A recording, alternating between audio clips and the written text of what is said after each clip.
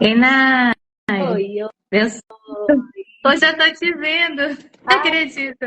que maravilha, perfeito, Pronto, então. a gente já vai conversando, né? Não, perfeito, então, principalmente porque é um tema extremamente importante, né? Tanto que eu falo dentro dessa abordagem mesmo, tanto em meninas quanto em mulheres, né? Eu falo que a pandemia fez esse momento para a gente poder diminuir aqueles critérios que eram imensos no Verdade. espectro autista e no TDAH dos meninos, né? Tanto que, deixa eu até mostrar aqui, porque quando eu fui, né, participar assim desse pensamento da logo, eu sempre quis que fosse, né, um coração abraçando o Aham. cérebro, justamente para a gente ter essa dimensão de autoconhecimento, da gente se cuidar, da gente se autoproteger, né, as nossas emoções, o nosso emocional, a nossa mente. E por que que eu coloquei, né, o coração azul? Justamente porque naquela época o autismo era considerado somente em menores. É verdade. Não existia, inclusive, esse conhecimento de autismo em adultos. Tanto que quando era para participar das perícias, tinha muito aquele questionamento, mas cadê a criança? Né? Você tinha que Verdade. trazer um laudo, o médico perito indagava, mas não tem uma criança aqui. E até aquele familiar dizer, ó, é porque já cresceu, é um adulto com dificuldades, porém, de forma camuflada. Então, o médico perito, o que, que ele faria? Né, em uma situação dessas, ele iria indeferir o processo, Sim. porque eu não estou vendo uma criança, né? O CID-10, que é o 84.0, é autismo infantil, então eu não estou vendo um diagnóstico ali em uma criança, estou vendo um adulto chegando, né, para fazer a perícia. Então vinha muito aquelas partes indeferidas do processo que a família ficava Sim. desesperada sem compreender.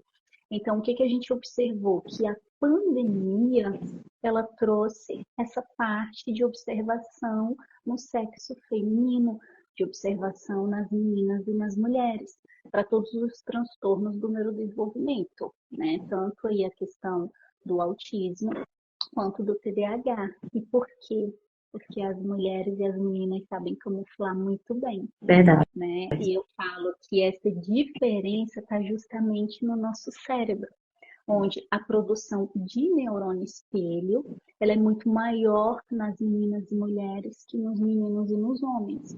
Tanto que os homens, eles são muito assim, dentro do TDAH, deixam a toalha jogada, esquecem onde coloca o copo para não colocar lá na pia, que é uma coisa tão simples que a gente olha e a gente pensa, ah, mas por que os meninos e os homens não fazem as coisas corretamente? Uhum. Né? Sempre são as meninas que têm essa parte mais educada. E quando a gente vai olhar, é uma parte do cérebro que tem esse prejuízo, que tem essa dificuldade, precisa ser trabalhada, né? Precisa ser estimulado ali com um profissional. Então a gente vai vendo as nuances dos sintomas, dos sinais, e quando a gente mais vai estudando, mais a gente vai descobrindo novidades. Por quê? Porque é igual eu relato, né, aqui para os pais a diferença do porquê no Brasil, né, o nosso país ainda é o único país atrasado onde a gente ainda está usando o CID-10, né, enquanto todos os outros países, se a gente for ali para Portugal, por exemplo, hoje eu faço, né, a devolutiva de um laudo dos pacientes vindos de Portugal, já é obrigado ali tal CID-11, porque quando foi anunciado, né, de 2022 para cá, que a gente começaria a usar a partir de janeiro desse ano o CID-11, infelizmente não deu certo, agora postergou para janeiro de 2027. Mas por quê? Por causa dessa diferença e dessa dificuldade, onde os profissionais eles ainda estão se capacitando para essas novidades que estão vindo. É Então, se a verdade. gente for olhar, o próprio CID-11, ele trouxe essa diferença nos transtornos do neurodesenvolvimento.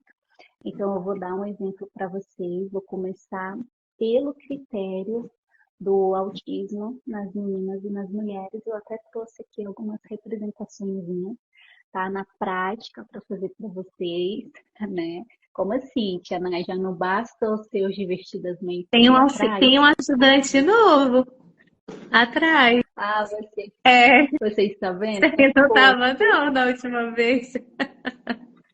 Ah, mas olha que incrível. Depois você vê pela nossa primeira live, ele já estava aqui. Já, nossa, eu não tinha reparado ainda nele, juro. Já, graças a Deus, né? E aos meus pacientezinhos que me presentearam também, a Tia Nai tem a coleção completa. Oh, que Todos lindo. os 10 personagens do Divertidamente. Mas o que que acontece? Dentro do critério do TDAH, né, esse prejuízo atencional, porque o TDAH ele tem essa diferença no espectro do autismo, né? Os sinais e sintomas do espectro do autismo, eles estão muito ligados à questão da dificuldade na comunicação, e o TDAH ele está muito ligado a essa parte desatenta, né? Sim. A desatenção e a hiperatividade. Então, o que que acontece? Quando a gente acaba vendo outras coisas e pensando em outras coisas, a gente não consegue detalhar tudo. Então, não tem problema, tá, doutora Lorena? Você É, não aliás, o tem. TDAH junto. Exato. Estamos Um vendo aqui na exemplo prático. Isso, perfeito. E quando a gente fala do sinal e sintoma de autismo, que foi justamente o que a gente fez aqui em Brasília, né, com a presença maravilhosa de vocês, quando eu fui avaliar a princesinha, né, da doutora Lorena, a Rebeca, tia Nai tá morrendo de saudade da Rebeca.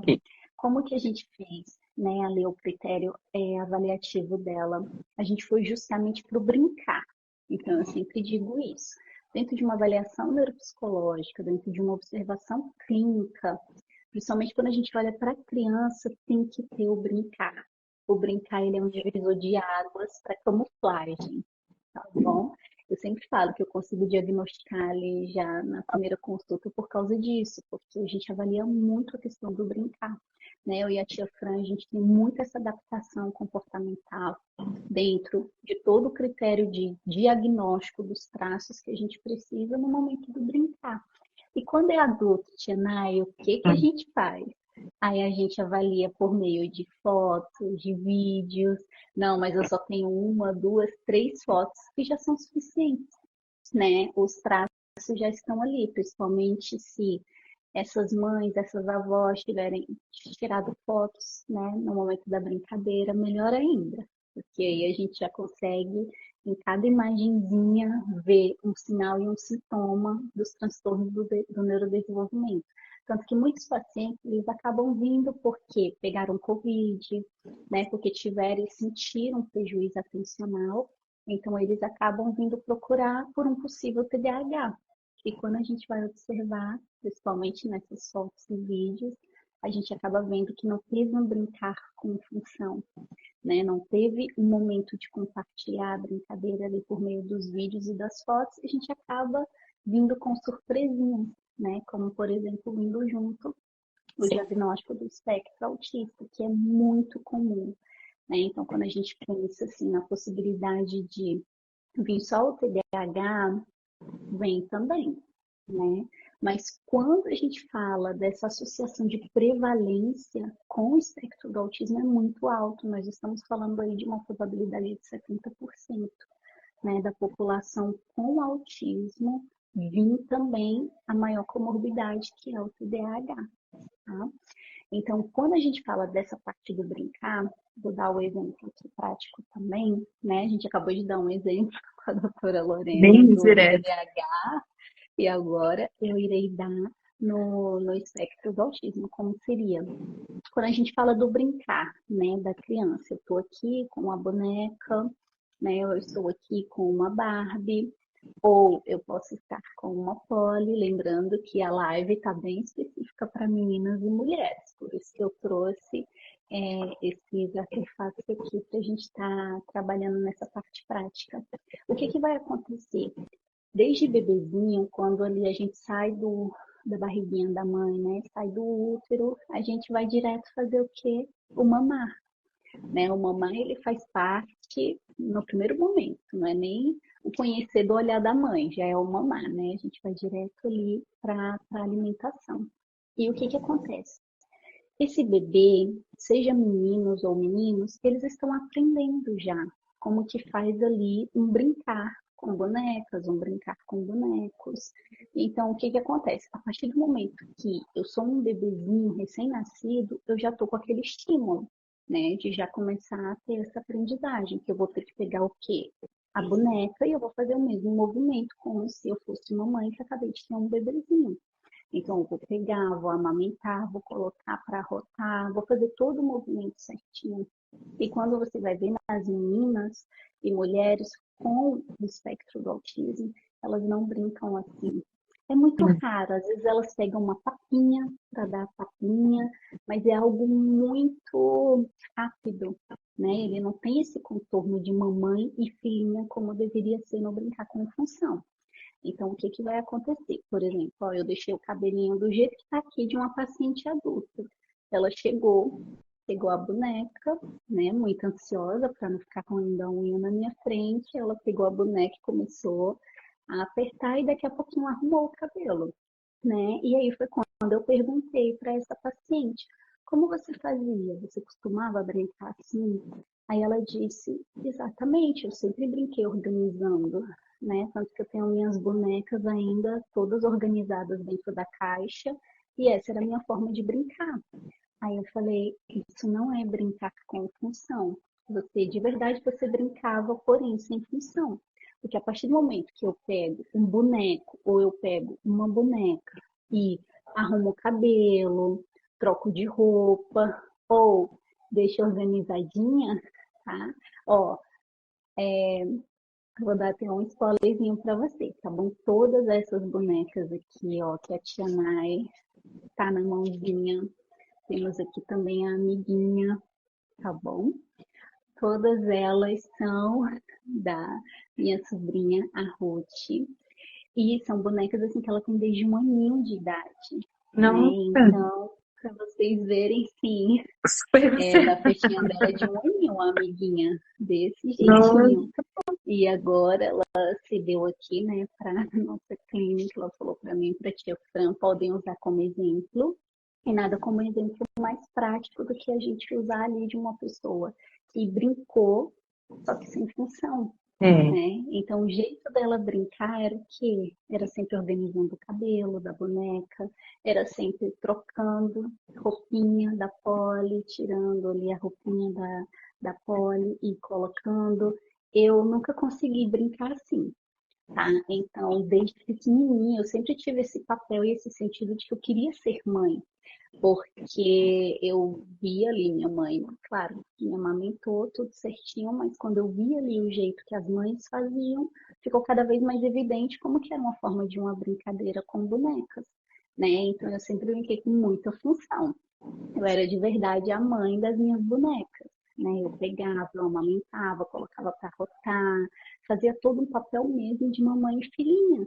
Eu nunca tive um momento, nem puxando na minha memória, ou revendo as minhas fotos e vídeos, em que eu brinquei sem função, né? Eu sempre fui ali a típica da casa, Aham. então eu sempre brinquei conforme deveria seguir uma brincadeira, compartilhando o meu brinquedo. Olha, vem cá, cuida da minha filhinha também, ela quer brincar com todo mundo.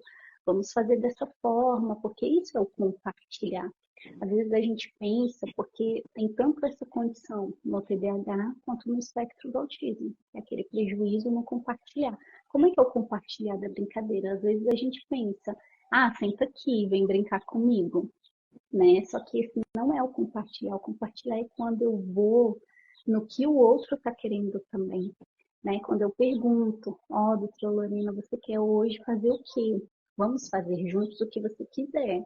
Ah, mas hoje eu quero uma coisa que você não gosta, por exemplo. A tia Nai não gosta de comer sushi, tá? Comidas coreanas, japonesas, chinesas, nem pensar, não estão no meu cardápio, não consigo. Então, o que acontece?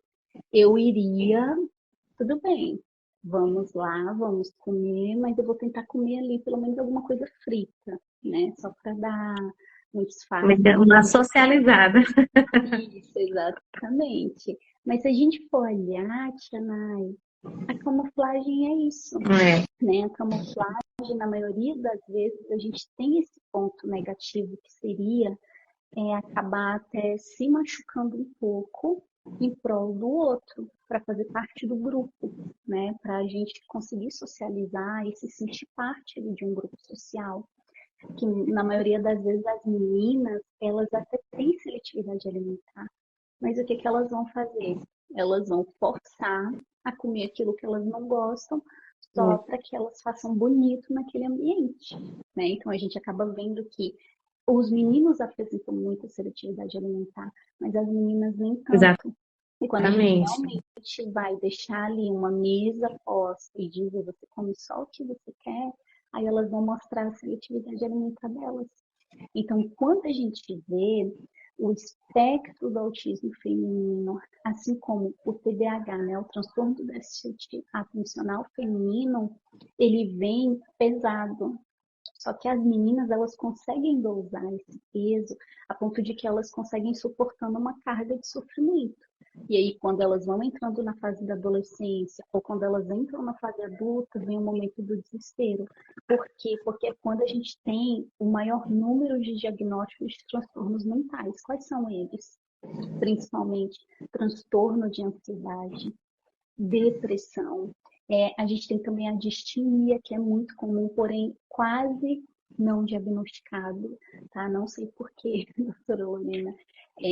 Principalmente os psiquiatras, né? Alguns neurologistas, eles não conseguem Alguns diagnosticar consideram também muito a hoje, né, distimia. como o temperamento da pessoa, a distimia. Aí hoje eles têm ampliado um pouco, entrando no diagnóstico diferencial com a ciclotimia, que entra dentro do diagnóstico diferencial, dentro do espectro bipolar.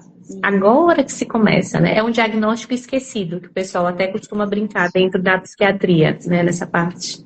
Uhum. É um diagnóstico esquecido, justamente porque a gente parte de uma base que é distimia, que é o transtorno depressivo persistente. Ele entra dentro de um processo em que você consegue trabalhar, você consegue estudar, você consegue se comunicar, realizar as tarefas diariamente, porém está ali o peso de Sim. uma tristeza, de uma depressão, mas isso se torna uma camuflagem, né, de qualquer Uhum. forma. Por isso que o que que a gente vê, principalmente aqui no Brasil, nós somos brasileiros e brasileiro tem aquele momento de não desistir nunca. Então nós somos pessoas guerreiras, né? Nós somos mulheres guerreiras e a gente acaba indo para a luta diária com toda a garra, mesmo cansada, né? Mesmo não tendo uma boa noite de sono, a gente acaba levantando cedo e indo. Então, o que que a gente observa? Que a camuflagem, ela faz essa permeação, né? O que eu quero explicar para vocês? Que acaba que a gente não aprofunda tanto uma doença mais grave, né? A gente acaba fazendo com que aquela mulher e aquela menina, elas consigam conduzir um sofrimento escondido. Sim. Por isso que vem aquela pergunta, né? A camuflagem, será que ela pode atrasar ou impedir um diagnóstico?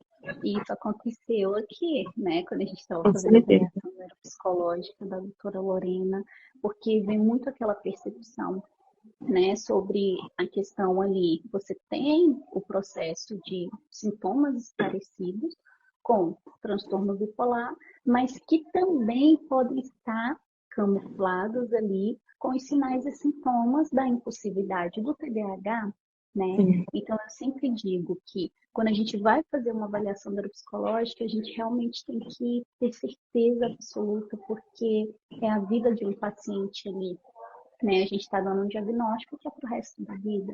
Então, aqui a ANA costuma ser muito cautelosa. Quando eu tenho dúvidas, a gente prolonga mais um pouquinho ali as investigações, justamente para a gente ter uma certeza absoluta do que aquele paciente tem, porque a gente está falando de anos de sofrimento. Então, quando a gente fala dentro desse processo de avaliar o brincar, nós estamos avaliando principalmente se tem camuflagem, Sim. né? Então, se eu não brinco com função, eu vou camuflar. E por que que eu vou camuflar? Porque a menina, desde pequenininha, ela já pega e olha o ambiente. Ah, eu tô olhando o jeito que aquela pessoa senta. Se aquela pessoa sentou retinha, eu vou sentar reto também. Mas não porque já era um pensamento da cabecinha dela, é porque ela está observando. E isso vem devido aos neurônios espelhos. Então, quanto mais neurônio espelho, mais eu consigo me colocar no lugar do outro, mais eu consigo copiar o comportamento, a atitude do outro, e representar no meu ambiente.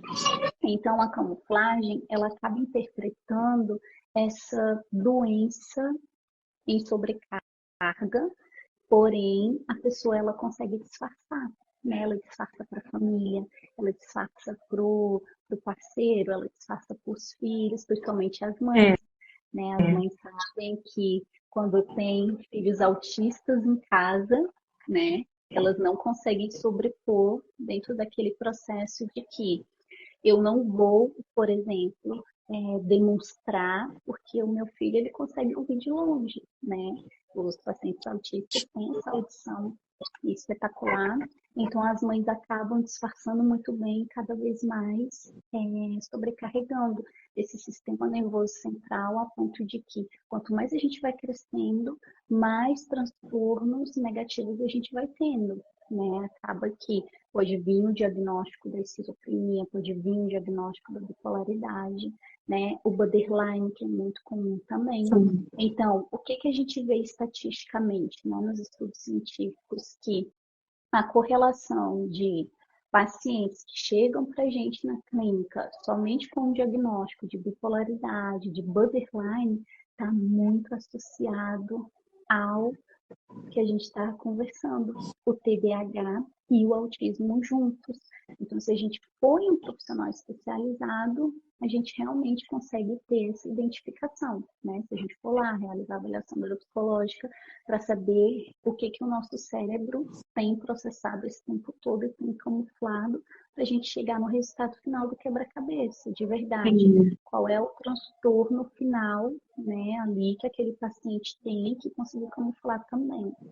Então, a gente vai pensar em um processo diferencial. E qual é esse diferencial? Quando a gente olha para a questão, né, do brincar ali sem a função, e quando a gente olha para a menina dentro do TDAH, a gente não vai ver elas, por exemplo, igual os meninos, esquecendo as coisas, né? Principalmente material escolar. Você quase não vê as meninas esquecendo material escolar, como os meninos acabam esquecendo. Esquece o livro, esquece o caderno. E as meninas também na sala de aula, elas não vão ficar como os meninos ficam, que é o comum, né? Da gente ouvir que os meninos, eles acabam conversando, tagarelando com os outros Nossa, coleguinhas, nunca. Nunca. levantando. É totalmente o oposto. É na mente, é quietinha aqui a mente viajando. Sim, por isso. Então, o que acontece? As meninas e mulheres no TDAH, elas vão o quê? Se comportar bonitinhas, né? Elas não vão nem balançar a perna para mostrar que estão ansiosas, mas é aqui, ó. Por isso que o maior número de depressão, o maior número de transtorno de ansiedade, de bipolaridade, de borderline, é no sexo feminino. Por quê? Por causa dessa camuflagem. Eu vou camuflar tanto a ponto que eu vou continuar vivendo em sociedade, só que um sofrimento interno. Eu não vou expor. E já o E às sexo vezes, masculino, até o aprendizado é dificultado. Porque o professor olha, não, mas aquela menina ela está quietinha prestando atenção, então ela está aprendendo. Mas por trás, muitas vezes isso aconteceu comigo. Eu não conseguia aprender, mas o professor não percebia que eu me olhava ali parada, achava que eu estava tendo aprendizado adequado, mas na hora da prova, quando passava de ano, eu percebia as dificuldades que vinham, as lacunas que ficaram por aquela desatenção naquele momento ali. Então, é uma coisa que você vai só acumulando, né? O que não é visto, o que não é reconhecido, você não intervém na hora. Então, acaba realmente se perdendo. exatamente, principalmente dentro do processo de aprendizagem, É. né? Porque o TDAH, por ele ter essa ramificação, né? Essa ramificação tanto dentro do processo atencional, que às vezes a gente pensa bem assim, o paciente fala bem assim, ah, tia, eu tô com problema de memória, né? Tô dificultando, já tô com demência, eu falo, calma, que é totalmente diferente o problema de memória, porque é um prejuízo atencional. Para a gente Sim, ter uma memória, a gente precisa primeiro dar atenção. Por isso é sim. tão difícil reter um conteúdo. E quando chega o momento ali da gente interpretar, né, a parte de ir para as provas, é tão difícil para quem tem TDAH. né? E aí, o que que a gente conhece? A gente tem aquele conhecimento das pessoas e dos indivíduos que têm maior dificuldade. E quais são essas maiores dificuldades? Quando a gente olha provas negativas, quando a gente observa reprovações. Só que Sim, nas meninas a gente não tem isso. É muito raro. Mesmo que eu tenha um TDAH muito hiperativo, um TDAH onde a menina ali, ela realmente já esquece as coisas, já não consegue prestar muito bem ali a atenção, a gente acaba divergindo entre uma condição de efeito-consequência. sim, Então, acaba que nós rotulamos muito, por isso que é tão difícil ter um diagnóstico em meninas e mulheres, porque a gente vai muito para o que a leitura antiga nos ensinou. Né? Quanto mais a gente estudava lá no passado sobre sinais e sintomas, a gente via que para o TDAH era obrigatório ter reprovações. Para o TDAH se fazia obrigatório a pessoa dizer assim, eu não gosto de nenhuma matéria, eu vou sim, desistir da escola. E a gente percebe que agora tudo isso mudou. Então, as meninas, o que que elas vão fazer? Elas vão estudar, elas vão se dedicar, elas vão se esforçar, porém elas vão se esforçar muito mais. é, Então, vou dar até um exemplo para vocês. Quando a gente fala, por exemplo, vamos colocar ali, tem eu e temos a doutora Lorena. Né? Nós estamos ali no processo de estudar para uma prova importante ali da nossa profissão e vamos colocar ali que eu tenho um TDAH. Então, o que, que vai acontecer? Eu vou ter que ler 2, 3, 4 sim. vezes, vou ter que desligar tudo para eu me concentrar, para eu focar. E eu não tenho autismo, então isso daí vai fazer com que eu tenha que estudar muito mais. Porém, a doutora Carla, por mais que tenha ali o TDAH, mas ela também tem uma outra condição no espectro do autismo que faz ela manejar muito mais forte o interesse restrito, o hiperfoco, que vai fazer com que ela leia 2 ou 3 vezes o texto, mas ela consiga reter melhor Sim. aquele conteúdo, aquela Principalmente quando é do informação. meu interesse, né? Quando é algo Exato. que eu gosto, aí se torna algo mais fácil, mas quando não é, é extremamente difícil. Nossa, aí uma das técnicas é você ocupar, escrever, fazer algo com as mãos que consiga manter a sua mente focada e as suas mãos também com o mesmo assunto, porque senão qualquer coisa é um motivo de distração, realmente, bem grande. Por isso que é muito importante a gente deter do conhecimento do tempo que a gente leva para conseguir manter a concentração e a atenção. Sim, Tem pessoas que, por exemplo, conseguem por 10 minutos, outras conseguem por 20. A gente vai reabilitando a nossa atenção e concentração e isso vai aumentando esse tempo de estudo. E aí a gente dá uma pausa, vai comer alguma coisa, vai assistir, desde que não seja uma série, tá? sim. Algo muito pequenininho ali, o tempo do que a gente Uhum. vai assistir, para que a gente possa descansar essa mente e conseguir se concentrar de novo. Porque, de fato, quem tem o déficit de atenção, TDAH, o cérebro ele trabalha muito mais. Por isso que quem tem TDAH está muito cansado. As mães questionam comigo, Tia Nai, você está muito boazinha com esses meninos. E eu digo, não. É porque realmente a Tia Nai estudou como que funciona o cérebro deles e eu compreendo que eles têm uma fadiga muito mais rápida. Então a gente precisa desse momento do descanso e mais ainda da recompensa. Então, Sim, toda vez que a gente está trabalhando com pacientes com TDAH, a gente vai ter sempre que manejar o ambiente, né? Então, a gente faz o quê? Estudou um pouquinho, vamos entrar com a recompensa. Qual seria a recompensa? Aí vai variar de cada paciente, né? Alguns vão ter a recompensa de um jogo, outros vão ter a recompensa de alguma comida, né? Outros vão ter a recompensa de quem gosta de se arrumar. Então, vai variar muito o indivíduo que a gente está trabalhando. Por quê? Porque a gente precisa da individualidade. O hiperfoco é sim. fundamental. E a gente tem um hiperfoco tanto no TDAH quanto no autismo. Então, quando a gente junta essas duas proporções, né, de quem tem esses dois diagnósticos, a gente acaba variando, ó, realmente consegue, porque se vocês forem avaliar o que que a doutora Lorena é médica, né, conseguiu é, seguir, né, com a vida profissional, com uma carreira muito bem sucedida, conseguiu ter uma família linda e maravilhosa, né? Conquistar tudo que ela conquistou até agora, está conquistando, né? Porque seguir com 2 pós-graduações São não muitos são estudos, fáceis, verdade. estudando o tempo todo, exatamente. Então, seria, né, para quem tem só o TDAH e está olhando aqui a live e se questionando, será que eu sou uma pessoa que não sou inteligente o suficiente, por isso é tão difícil para mim? Não, é porque a gente vai observar que a doutora Lorena, ela tem essas 2 cadeias do hiperfoco, tanto no TDAH quanto no espectro do autismo. Então, se a gente for avaliar, dificulta um pouquinho mais quando a É. gente pensa em um diagnóstico diferencial. Porque pode ser que, será mesmo que é um TDAH ou será que é um prejuízo atencional por causa da TAG, que é o transtorno de ansiedade Sim, generalizada, né? Tanto que muitos neurologistas, eles ficam na dúvida, será que a gente pode entrar ali com metilfenidato, né? sim, A sim. ponto de... Isso, exatamente. Será que a gente pode entrar com metilfenidato a ponto de que é de fato um TDAH?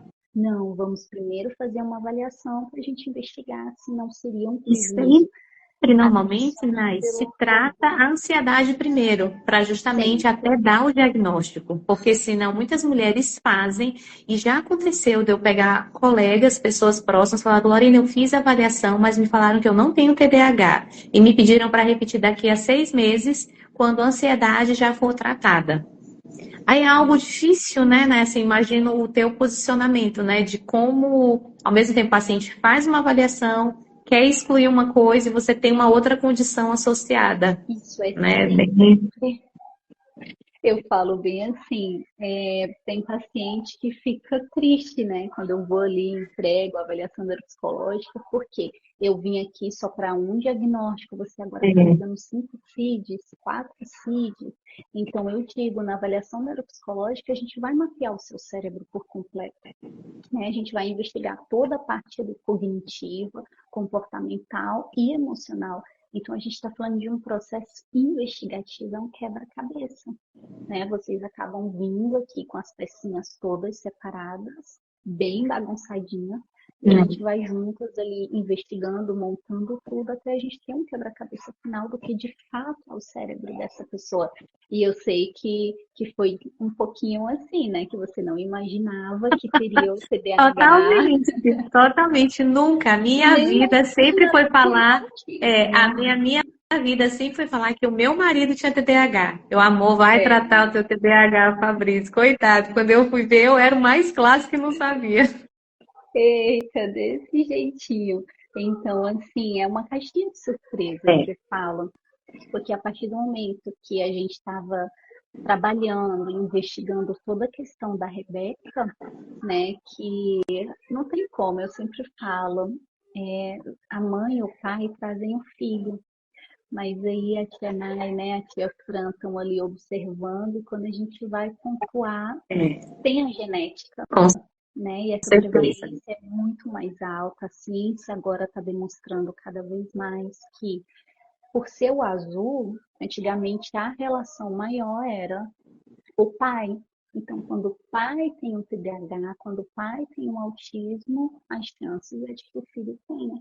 E agora não, a ciência está estudando Tem, muito tá mais e está rosa. investigando que é quando é a mãe, quando são as meninas. Então, a gente tem aí um histórico muito maior. E eu faço exatamente como a ciência manda. Já vai chegando novidades, a gente já vai modificando ali a nossa análise clínica, os sinais e os sintomas. Então, Sim, isso vai fazer com que a gente tenha uma gama muito maior de sinais e sintomas diferenciados, novos, e aí a gente vai fazendo o quê? Novos diagnósticos. Por isso que está vindo essas surpresas boas e surpresas ruins. Porque eu sempre falo, independentemente da idade, é um divisor de águas na vida daquele indivíduo quando a gente descobre como funciona o nosso cérebro, quando a gente descobre como que é o nosso funcionamento, o porquê que tinha que estudar muito mais antes, o porquê que tinha aquela dificuldade no sono, ou o porquê daquela dificuldade, aquele prejuízo de interpretar a comunicação do sim, outro, né? Aquele brincar com o que não queria. Na maioria das vezes as meninas querem brincar porque é mais fácil, brincar de bola, brincar de sim. carrinho, né? E antigamente tinha muito aquele questionamento, mas você é uma menina, minha filha, você não é menino. Ou colocar roupa, gostava de vestir a mesma camiseta de um personagem favorito, né? Do Verdade. hiperfoco. Então, são tantas questões que a gente vai avaliar que as meninas fingem que estão bem, né? Porque elas acabam camuflando muito bem, mas dentro de casa, dentro do quarto, vem aquele questionamento. Será que realmente eu me encaixo nesse mundo? Né? Por que eu sou tão diferente das pessoas? Mesmo que por fora elas demonstrem que está tudo sob Sim. controle. Né? Que tá todo, o sorriso está lindo, está tudo mil maravilhas. Então nós somos brasileiros e como brasileiros a gente consegue É, disfarçar muito bem. Sejam as é meninas, verdade. sejam os meninos. E sempre investigar dentro dessa tendência. Né? Então a gente não deve jamais esquecer que o espectro do autista feminino, assim como o TDAH feminino, ele tem essas nuances muito disfarçantes, né? Então a gente sempre tem que investigar mesmo a fundo, aproveitar e avaliar, por exemplo, a foto, né? Avaliar vídeos no momento da brincadeira, no momento de uma interação, ver se a gente consegue se dispersar muito rápido, dispersar que eu falo na menina e na criança menina é muito aquele processo de eu estou prestando atenção, eu estou aqui no ambiente, mas aí eu estou fazendo duas funções ao mesmo tempo, Sim. que é prestar atenção e me esforçar para aquilo que o professor está ensinando ou alguém está me comunicando, mas driblar também o pensamento que a minha cabecinha É, quer naquele momento. exatamente. Então, não é fácil. Por isso que é muito importante, quando a gente vai fazer uma investigação de diagnóstico, procurar sempre um profissional especialista em mulheres, né? Um profissional ali que tem essa demanda mesmo de investigar os sintomas e os sinais no sexo feminino. Agora eu falo que cada vez mais até as crianças, é porque muita gente não sabe, a tia Nai faz diagnóstico também em Sim. bebês, né? É porque a tia Nai não divulga ali o trabalho, né? Nem a tia Nai nem a tia Fran, mas o diagnóstico em bebês é muito difícil. E estudando os sinais e sintomas de autismo em meninas e mulheres me fez cada vez mais ser uma profissional capacitada em autismo e altas habilidades, superdotação em bebês. E agora a gente consegue investigar aqui. A gente está conseguindo ter mais controle também sobre possíveis sinais e sintomas de TDAH também ali em Sim. bebês. Então, o que que acontece? Eu sempre falo para os pais, quando vem um bebê, ali uma criança, né, da primeira infância, a gente coloca de um aninho até ali mais ou menos 4 anos, que vem com uma hiperatividade muito aguçada, ou que vem com sinais e sintomas de TDAH muito evidentes, não é só o TDAH. Sim. Nunca vai ser só o TDAH. Sempre vem junto o autismo. E isso eu vejo na clínica, né? Tem pais que já chegam até com diagnóstico médico. Olha, a tia Nai veio para fazer a intervenção, mas é TDAH. Aí eu falo, calma, seu pequeno tem 3 aninhos, está na primeira infância ainda. Não, E ainda, é Nai, quando o tem só o autismo. diagnóstico de altas habilidades. É muito comum Isso. aqui em São Luís. A criança pequena, 2 anos, 3 anos, não, já veio com o diagnóstico apenas de altas habilidades. E você vê que a criança tem muitas outras características. E assim, não se, é muito difícil se considerar essa parte do autismo, se não for uma criança com estereotipias bem evidentes. Muito comum. Isso. Por quê? Porque, por exemplo, dentro dessas três, né? Desses Sim, três transtornos do neurodesenvolvimento, mas vale ressaltar que altas habilidades de superdotação não é um transtorno, por isso que ela sim, não sim. coincide. Então, a gente acaba observando que nesses três, a gente tem critérios muito evidentes. A gente tem o hiperfoco, existe tanto no TDAH, Sim. quanto no autismo, quanto nas altas habilidades de superdotação. Rigidez cognitiva também tem Tudo nos igual. três. Então, o que, que vai diferenciar? O que vai diferenciar dos três diagnósticos é justamente, em primeiro lugar, para ser autismo, a dificuldade na comunicação e no compartilhar, né, questão ali da atenção compartilhada, que é muito mais forte no autismo. E quando a gente fala da questão do TDAH, a gente vai ter ali o prejuízo atencional, Sim, né? Que é mais essa sim, dificuldade ali voltada para a questão da aprendizagem, de armazenar conteúdo.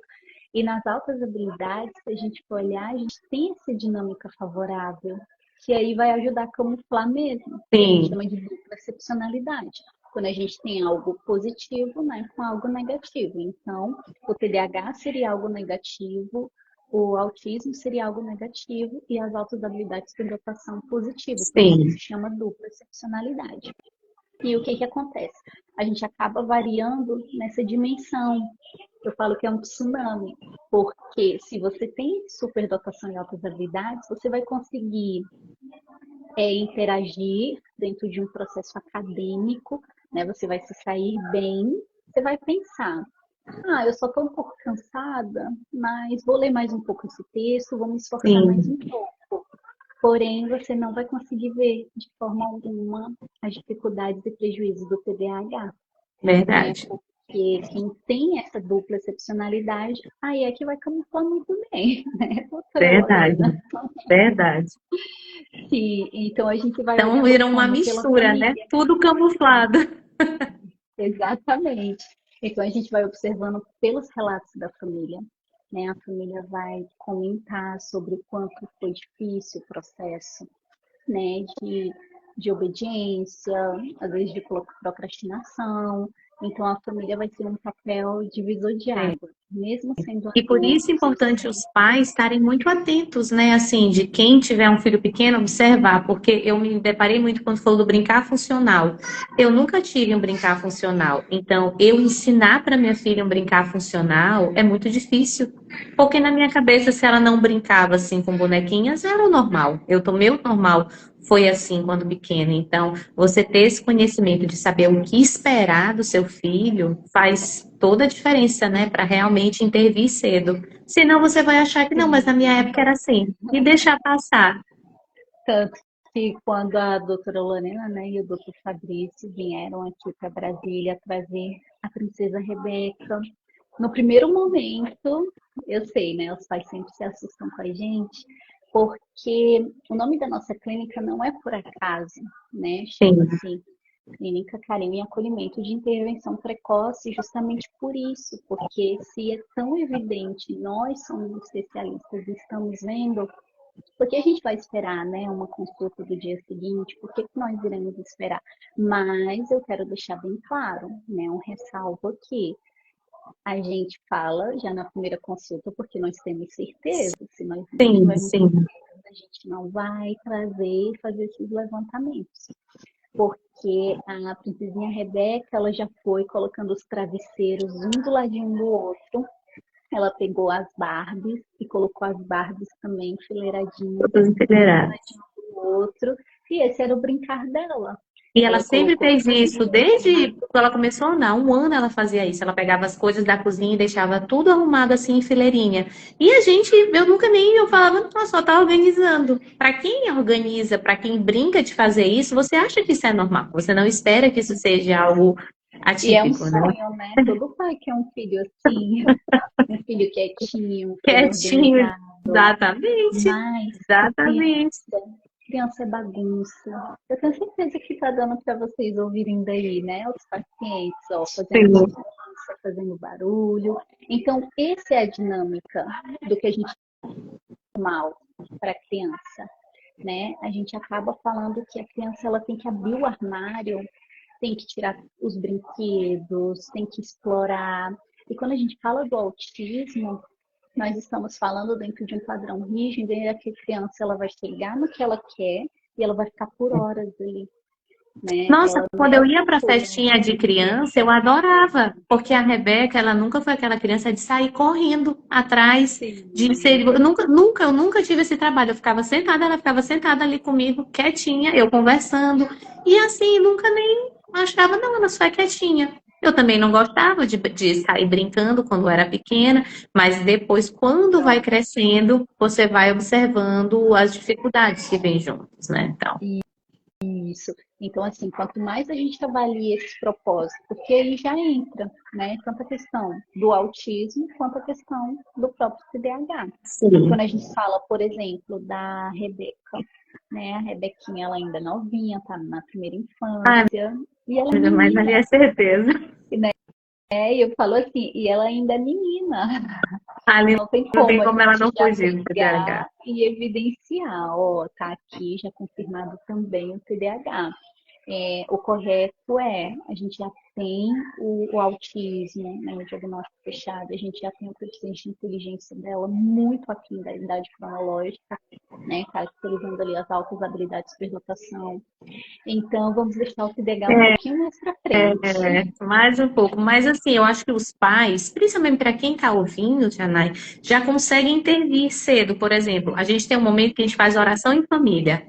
A minha filha não consegue ficar parada no momento de oração. E o que que meu marido faz? Filha, repete. Às vezes ele pede para eu repetir também, porque ele diz assim: eu tenho que controlar as minhas duas desatentas para elas estarem Exato. presentes ali. Então você consegue fazendo isso, mas você precisa saber que tem realmente uma desatenção ali junta, né? Nessa parte. Principalmente porque nós estamos trabalhando com um fator genético e Sim, hereditário, né? Então, a gente vai para a parte mais crítica do processo, que é da verdade. hereditária, né? Exatamente. Qual é a diferença?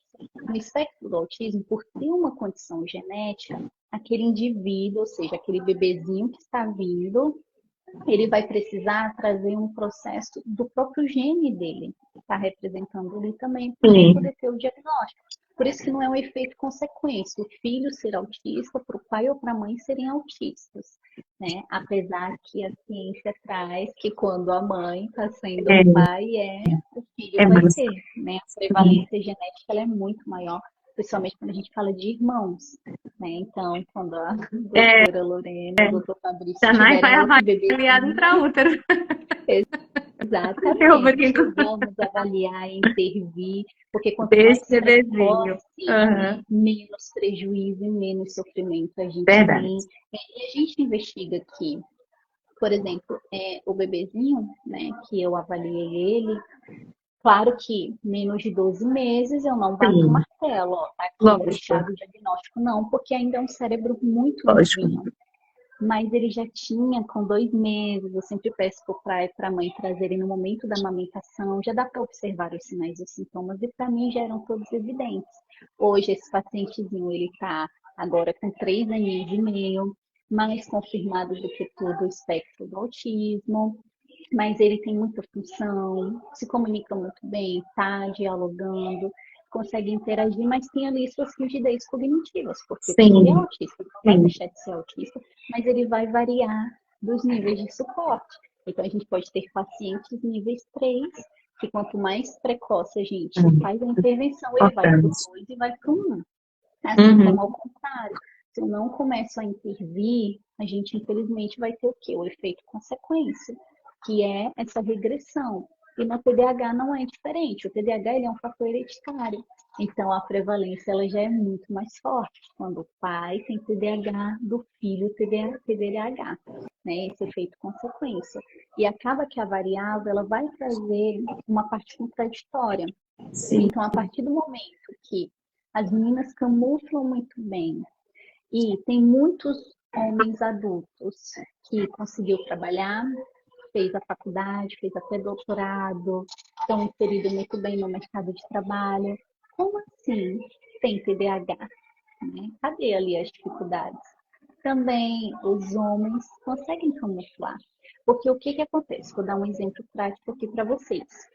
Eu sou um menino, estou ali na minha fase da infância, estou subindo nos brinquedos, deixando a toalha no chão, minha mãe brigando porque eu estou teimando.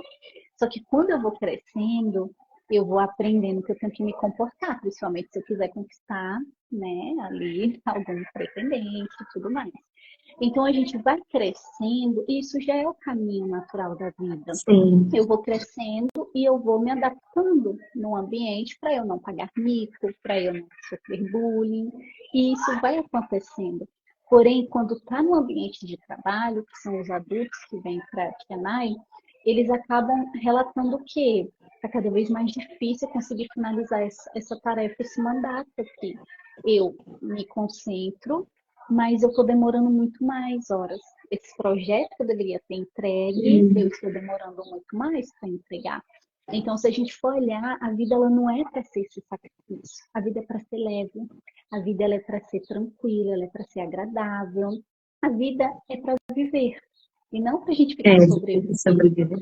Né? Quando os pacientes chegam aqui, a primeira coisa que eu gosto de dizer, vocês estão vindo para mim, mas vocês estão com a bagagem, então vocês estão sobrevivendo e eu preciso fazer com que vocês vivam de verdade, vivam bem, vivam leve, né? E aí a gente faz o quê? As suplementações que são essenciais, a gente faz todo um processo de autoconhecimento para a gente entender qual é o momento de atenção que vai me beneficiar.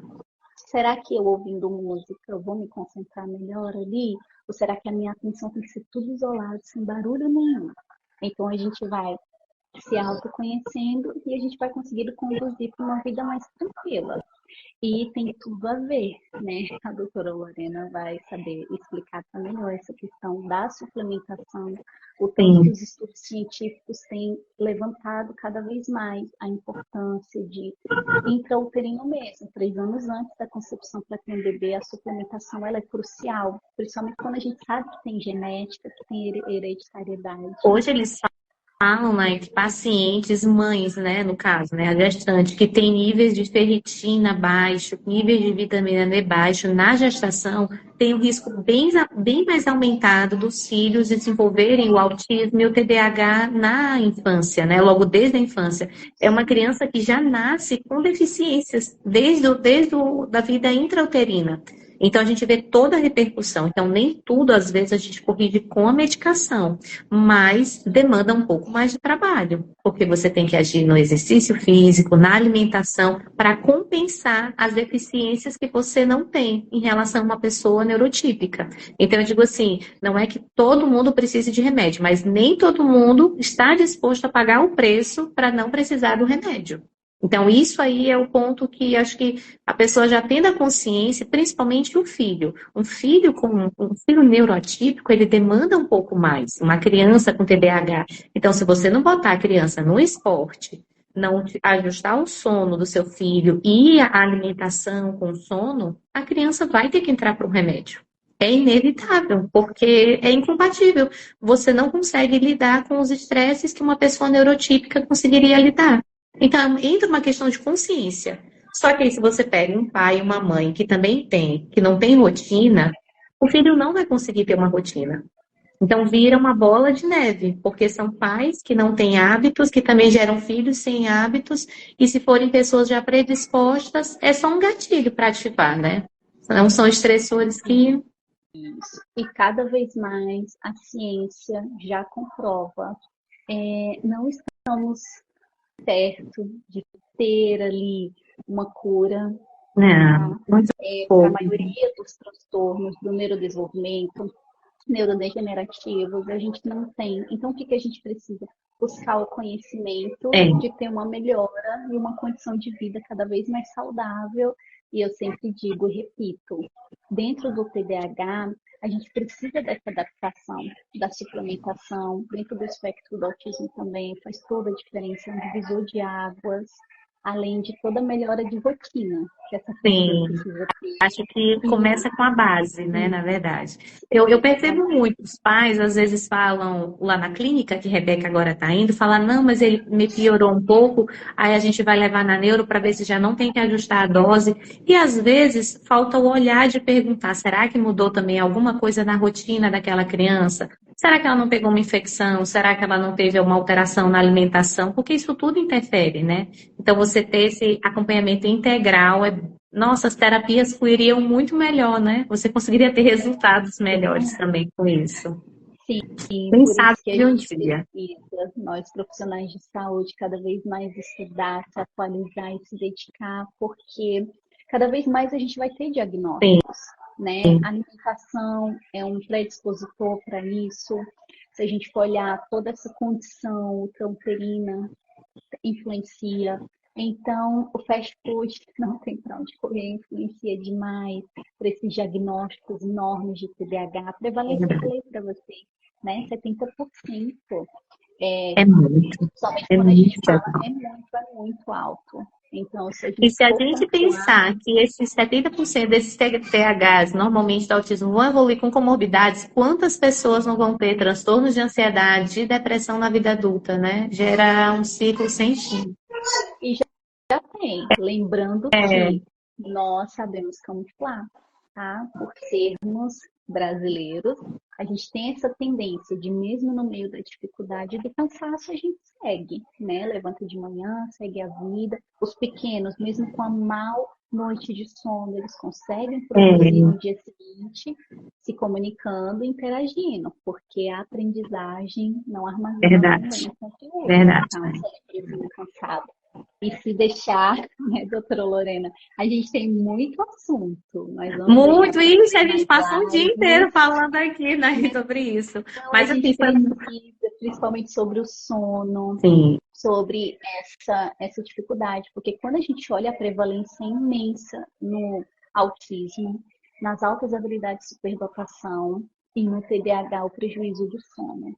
e Influencia aí, todos se a esses gente vê, sentidos. olha, eu dou o exemplo da minha filha, pequenas medidas. Ler para o seu filho antes de dormir, acalma a mente dele, cantar para o filho também. Então, assim, são coisas simples que acabam gerando uma sintonia, uma regularização cerebral. E isso funciona também com o adulto, mas isso demanda paciência, tempo, que muitas vezes a gente não tem, né? Então, é uma questão também de organização familiar. Acho que isso aí influencia bastante.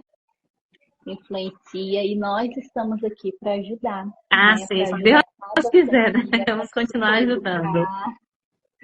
Sim, inclusive depois, né, a gente pode até abrir um espaço para o pessoal colocar, né, novos temas que eles Ah, sim, querem, é verdade. Eu vou poder ver ir se vocês organizando quiserem ações. colocar também agora, mas aí, se não, a gente pode fazer também uma postagem para as pessoas colocarem os temas, para ficar algo mais participativo também, né? Para ver as curiosidades que podem trazer nisso.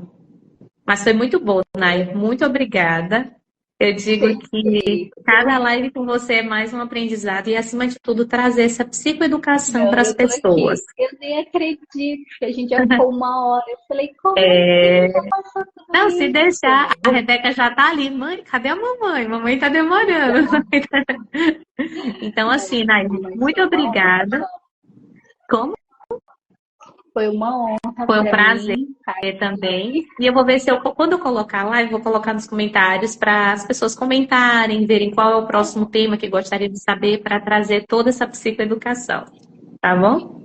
Então tá, Muito Nai. obrigada Um mais uma beijo. vez. Fique com Deus. Beijo. Tchau. Você também. Tchau. Tchau, tchau.